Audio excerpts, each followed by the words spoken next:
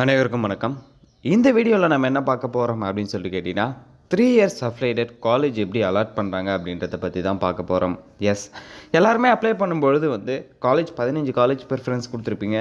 நிறைய பேர் ப்ரைவேட் லா காலேஜை ஆட் பண்ணி கொடுத்துருப்பீங்க. அவங்களுக்கு எப்படி அலாட் பண்ணுவாங்கன்னு தெரியல அப்படின்ற மாதிரி நிறைய பர்சன்ஸ் கேட்டுட்ருந்தீங்க. ஸோ அதுக்காக தான் இந்த ஒரு வீடியோவை ரெடி பண்ணியிருக்கேன்.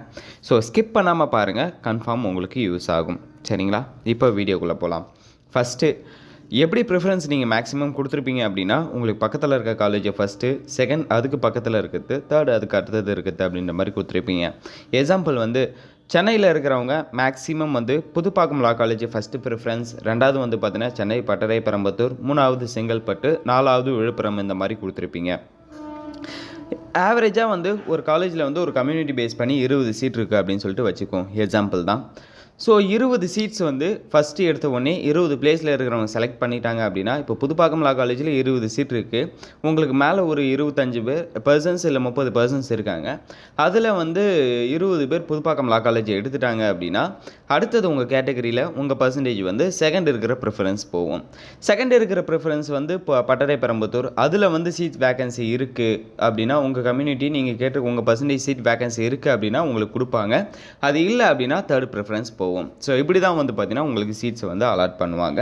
இதுலேயே நிறைய பேருக்கு டவுட் வரும், ஏன் பர்சன்டேஜ் சீட்டு கிடைக்குமா அப்படின்னு சொல்லிட்டு.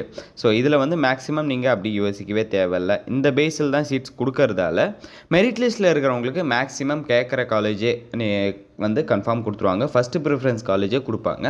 அப்படி இல்லைன்ற பட்சத்தில் செகண்ட் ப்ரிஃபரன்ஸ், தேர்ட் ப்ரிஃபரன்ஸ், இந்த 3 ப்ரிஃபரன்ஸ்க்குள்ளே கன்ஃபார்ம் கிடைச்சிரும்.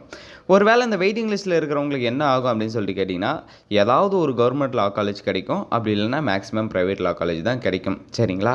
இல்லை எனக்கு ப்ரைவேட் லா காலேஜ் வேணாம் அப்படின்றவங்க யூனிவர்சிட்டிக்கு அஃபிஷியலாக மெயில் பண்ணிங்க அப்படின்னா, நெக்ஸ்ட் கவுன்சிலிங்கில் உங்களுக்கு கவர்மெண்ட் லா காலேஜே சேஞ்ச் பண்ணி கொடுக்கறதுக்கான வாய்ப்புகள் இருக்குது. சரிங்களா? இதில் ஓரளவுக்கு போதுமான இன்ஃபர்மேஷன்ஸ் வீடியோவாக மேக் பண்ணி போஸ்ட் பண்ணியிருக்கேன். நெக்ஸ்ட் வீடியோவில் அட்மிஷன் ரிலேட்டடாக இன்னும் மெயில் வரல அப்படின்ற மாதிரி கேட்டிருக்கீங்க. அதுக்கு ஸோ இன்னும் சின்ன இன்ஃபர்மேஷன்ஸ் வீடியோ, ஏன் இன்னும் லாகின் ஆகலை அப்படின்றதுக்கு எல்லாத்துக்குமே வீடியோவை மேக் பண்ணி போஸ்ட் பண்ணி விடுறேன். இந்த வீடியோ யூஸ் ஆயிருக்கும்னு நினைக்கிறேன். யூஸ் ஆயிருக்கா இல்லையா அப்படின்றத கீழே கமெண்ட் செக்ஷனில் சொல்லுங்கள். கூடவே த லா லுக் தமிழ் யூடியூப் சேனலை சப்ஸ்கிரைப் பண்ணிக்கோங்க. தேங்க்யூ கைஸ், பாய்.